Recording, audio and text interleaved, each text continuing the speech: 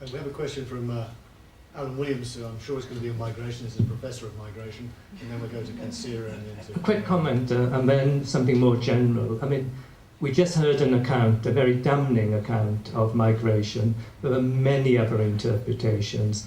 It's possible to present a much more positive interpretation of migration than we've just heard there. But I don't want to do that, because it seems to me that we have this general forum, and we spent most of the time talking about the UK, just one small part of the jigsaw.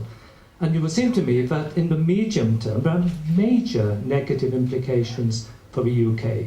Long term, I don't think there are such negative implications, because I think we live in dynamic economies and societies, and there's so many other changes going on anyway, that in the long term, the UK will adjust, the EU will adjust.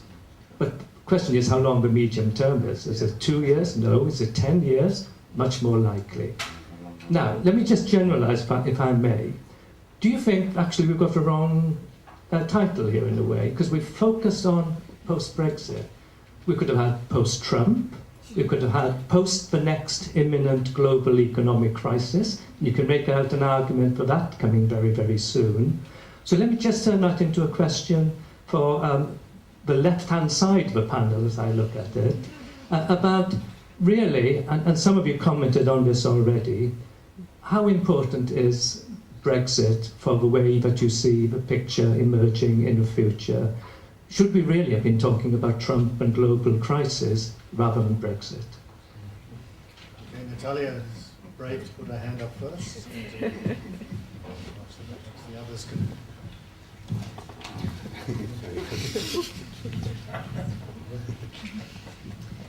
Thank you, Alan. I was thinking about our reflections here during our presentations, and what really struck me is the Brexit as an event is obviously a very important event for the European Union and for UK, but here we are talking about kind of the external view on Brexit. And the story told by Paul and Van Veen, Nathan and Serena and me, it's a story that Brexit was used by all these locations to actually reflect a little bit on the EU, a little bit on the UK, but really reflect on the problems and identities that worry these locations in question. And I bet if we had longer table and more locations talking about the perceptions of Brexit. Brexit was used as a prism, as an excuse to one more time revise what really matters to these locations, be it questions of democracy in Ukraine, trade, multilateralism in Japan, or I was interested to hear how Vivian was telling how Korea seemed to be kind of almost a success story and not panicking in their reflections upon Brexit. Again, and that's something I really would like to stress, is that through listening to how the external locations are reacting to Brexit, we can actually learn more about those locations in post-Trump, post-Brexit, post-truth world. That's my comment. Someone else? I was just going to make a comment from the New Zealand perspective, and Natalia has already mentioned it in one of her points, is that in New Zealand, we don't agree, I guess, with this, with what's going on in global politics at the moment. And I know that when Bill English met with the two presidents of the European Union last week, they said that they're going to push forward with the EU-New Zealand free trade agreement, and it's a way of showing to the world, it's a demonstration to the world about the importance of free trade and liberalisation. So I guess, maybe it might tilt back the other way, that, and I think we've had it with the member states, that there's a tilt back perhaps towards the importance of these things. Yeah, between post-Brexit or post-Trump, well, I put like this. Of course, Trump victory really stirred us in Thailand.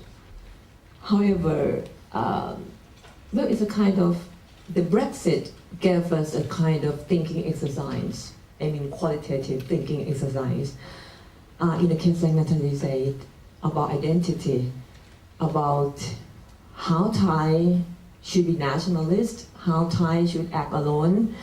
Well, ASEAN is useless for us or something like that. It's a kind of thinking exercise in the case of Brexit and the EU.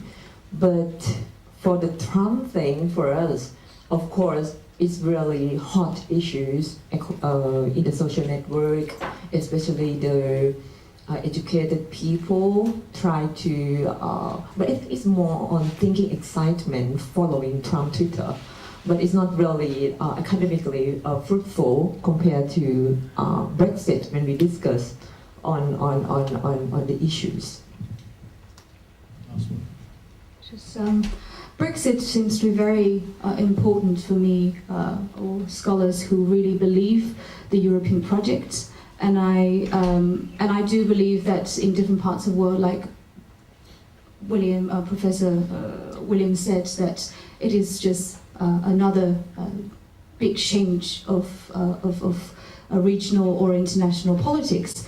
And in parts of in Asia Pacific, perhaps people are more obsessed or more concerned about South China Sea, or in East Asia case, this triangle US-China rivalry. And I think Brexit, what concerns the voters most, if I may come back to the immigration issue, that mass immigration, if I can understand it as human migration, we're all not that different. We're all descended from this one handful of Homo sapiens coming out of Africa. We went on to kill all the Neanderthals, and in this part of the world kill all the Moas.